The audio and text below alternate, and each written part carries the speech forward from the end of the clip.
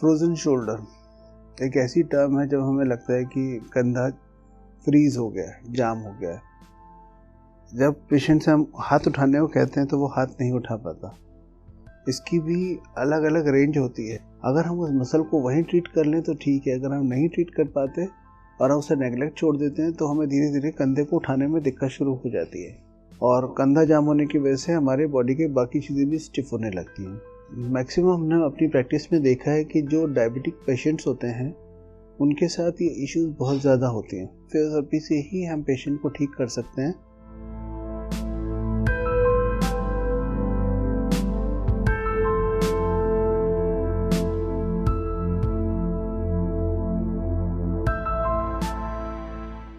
Hello friends, मैं दीपा मेहता एक बार फिर हाजिर हूँ आपके लिए नए टॉपिक को लेकर के। आज हम बात करेंगे डिसलोकेट शोल्डर, यानी कि शोल्डर जैसे कहते हैं ना, हमारा कंधा हिल गया या कंधा उतर गया, और एक होता है फ्रोजन शोल्डर, जैसे कि कंधे में जकड़न होना। ये दोनों समस्याएं काफ़ी हद तक अलग भी हैं और एक समान भी हैं। इसमें कई दफ़ा शोल्डर की जो प्रॉब्लम है कई दफ़ा उन लोगों को ज़्यादा भी हो जाती है जिनको थायराइड या फिर शुगर की समस्या हो। ऐसे में कंधे का दर्द इतना बढ़ जाता है कि आपको हाथ उठाने में दिक्कत आती है, पीछे पर्स रखने में, कंघी करने में प्रॉब्लम आती है। ऐसे में सबसे ज़्यादा जो आपको फ़ायदा करता है वो है फिजियोथेरेपी। अगर आपको भी अपने कंधे से रिलेटेड कोई भी प्रॉब्लम है तो आप फिजियोथेरेपी का सहारा ले सकते हैं। फिजियोथेरेपी में कुछ इस तरह की एक्सरसाइज हैं जिससे कि आपके कंधे की जो मसल्स हैं जो जकड़ गई हैं वो खुल जाएंगी और आपको कंधे को हिलाने में, हाथ को ऊपर नीचे करने में, मूवमेंट में आपको हेल्प मिलेगी। आइए जानते हैं कि किस तरह की एक्सरसाइज आपको करनी चाहिए और फिजियोथेरेपी से आप अपने शोल्डर को किस तरह से आराम पहुंचा सकते हैं। नमस्कार, मेरा नाम doctor Nishan, head of the department physiotherapy at Prima super speciality hospital. Frozen shoulder एक ऐसी टर्म है जब हमें लगता है कि कंधा फ्रीज हो गया है, जाम हो गया है। जब पेशेंट से हम हाथ उठाने को कहते हैं तो वो हाथ नहीं उठा पाता। इसकी भी अलग अलग रेंज होती है। शुरू में जब कंधे में दर्द या दिक्कत होती है तो वो एक छोटी सी मसल में प्रॉब्लम आती है। अगर हम उस मसल को वहीं ट्रीट कर लें तो ठीक है, अगर हम नहीं ट्रीट कर पाते और हम उसे नेगलेक्ट छोड़ देते हैं तो हमें धीरे धीरे कंधे को उठाने में दिक्कत शुरू हो जाती है। पहले हम हाथ यहाँ उठा पाते हैं, फिर धीरे धीरे यहाँ आता है, उसके बाद वो मूवमेंट उसकी कम होने लगती है क्योंकि हम पेन से बचाने के लिए अपने हाथ की एक्टिविटी रोक देते हैं। इस वजह से हमारे कंधे के बीच में एक गोंद, जिसे हम कहते हैं कैप्सुलाइटिस या एडहेसिव कैप्सुलाइटिस, वो कंडीशन आती है। एडहेसिव कैप्सुलाइटिस अगर अनट्रीटेड रहे लॉन्गर ड्यूरेशन ऑफ टाइम के लिए तो वो फ्रोजन शोल्डर में कन्वर्ट हो जाती है, और अगर ऐसे ही वो चलती रहे तो पेरी आर्थराइटिस शोल्डर बन जाता है। इस कंडीशन के अंदर आदमी अपनी एक्टिविटीज़ रिस्ट्रिक्ट कर लेता है, जैसे हाथ उठाना, पीछे से पर्स निकालना या अपने बैक एक्टिविटीज़ करना। फीमेल्स के लिए अपने क्लॉथ्स को प्रॉपर टाई अप करना बहुत मुश्किल हो जाता है, और इसके अंदर हम एक तरफ से लेटते हैं या सीधे होते हैं तब भी हमें तकलीफ़ शुरू हो जाती है, और कंधा जाम होने की वजह से हमारे बॉडी के बाकी चीज़ें भी स्टिफ होने लगती हैं। मैक्सिमम हमने अपनी प्रैक्टिस में देखा है कि जो डायबिटिक पेशेंट्स होते हैं उनके साथ ये इश्यूज बहुत ज़्यादा होती हैं। रीज़न बिहाइंड, क्योंकि जो कंधे की जो ब्लड सप्लाई होती है वो लूप शेप होती है, और डायबिटीज़ के अंदर विस्कस ब्लड होने की वजह से उसकी ब्लड सप्लाई थोड़ी सी स्टिफनेस होने की वजह से वो कंधे को जाम कर देती है, जिससे मूवमेंट प्रॉपर नहीं हो पाती है। जो थोड़ी मोटी प्रॉब्लम्स होती हैं उसे तो पेशेंट्स अपने आप ट्रीटमेंट कर पाता है, मगर फ्रोजन शोल्डर में आपको एक एक्सपर्ट की ओपिनियन बेटर रहती है, क्योंकि इसमें ना सिर्फ कंधा जाम होता है बल्कि कंधे के पीछे की जो चीज़ें हैं वो भी जाम होने लगती हैं। जैसे आपकी स्कैपुला, जो कंधे के पीछे की तरफ बोन होती है, वो बहुत स्टिफ हो जाती है, तो उसको मोबिलाइज करना, फिर आपको जो जॉइंट है स्टिफ होने की वजह से उसका मोबिलाइजेशन करना, और कई बार हमें हमारे बाकी जॉइंट्स को भी मोबिलाइज करने की ज़रूरत पड़ जाती है जिससे हम कंधा खोल सकें।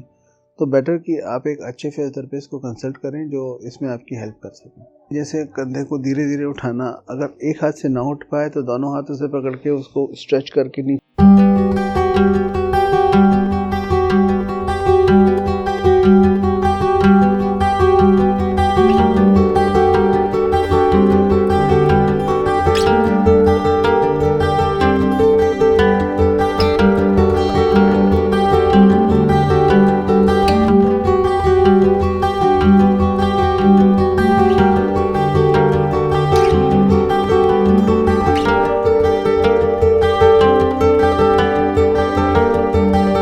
खड़े होकर उसको साइड्स में लेके जाना, फिर फ्रंट में उठाना।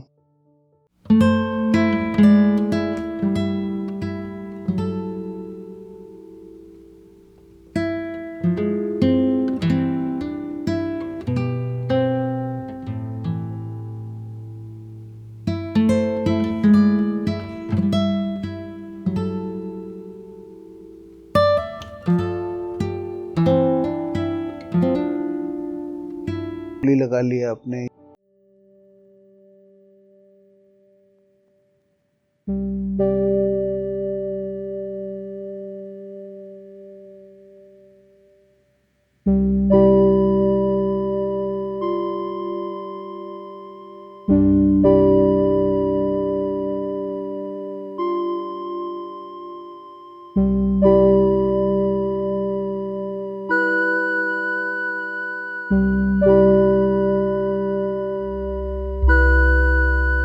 बैंड पकड़ के एक्सरसाइज कर ली या हाथों को ऊपर उठा लिया, ये कर सकते हैं। मगर अगर थोड़ी सी भी प्रॉब्लम ज़्यादा है तो पेन कोई भी पेशेंट लेना अवॉइड करता है, क्योंकि वो उतना पेन ले ही नहीं पाता कि वो उसको कैप्सूल को स्ट्रेच कर सके या नी को शोल्डर को अपने स्ट्रेच कर सके। तो उसके लिए एक एक्सपर्ट ओपिनियन की ज़रूरत पड़ती है।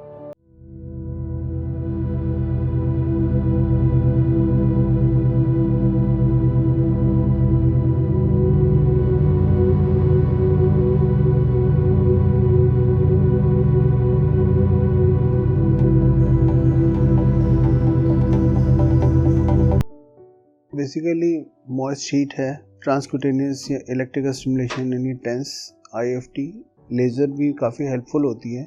अगर आपके फ्रोजन शोल्डर के साथ कोई भी टेंडिनाइटिस है तो लेज़र इज़ वेरी इफेक्टिव। आपकी मसल में टियर है, जैसे माइक्रो टियर मसल में आ चुका है तो वो फिजियोथेरेपी से सॉल्व नहीं होगी अगर वो कंप्लीट टियर है तो। मगर अगर वो टियर थोड़ा सा है तो फिजियोथेरेपी से हम उस शोल्डर को कम्प्लीटली ट्रीट कर सकते हैं।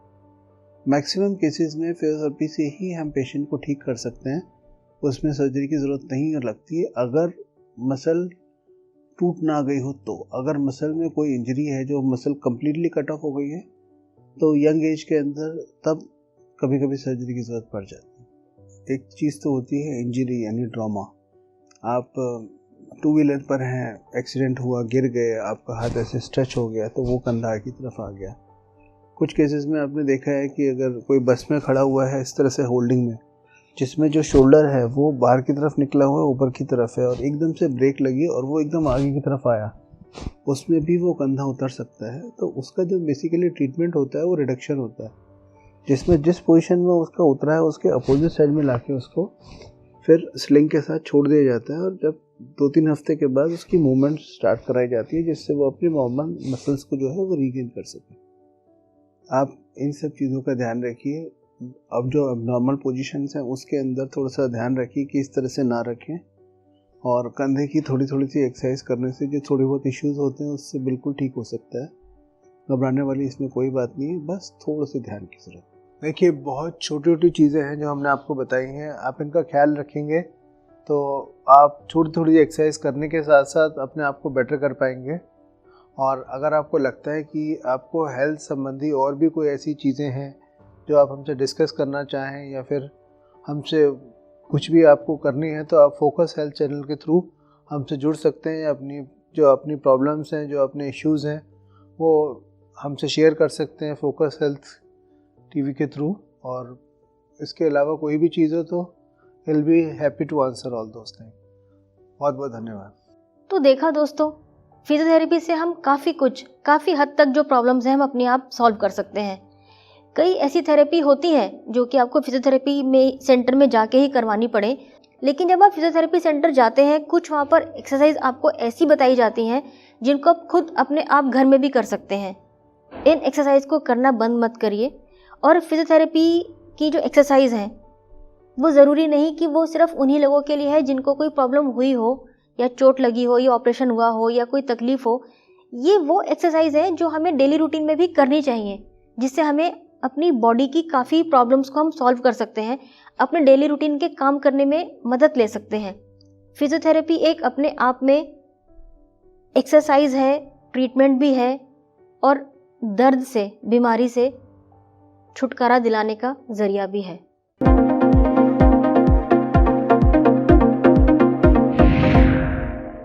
सेहत से जुड़ी ज़्यादा से ज़्यादा जानकारी हासिल करने के लिए देखते रहिए फोकस हेल्थ चैनल। किसी खास जानकारी के लिए कमेंट करें। फोकस हेल्थ चैनल को सब्सक्राइब, लाइक और शेयर करना ना भूलें।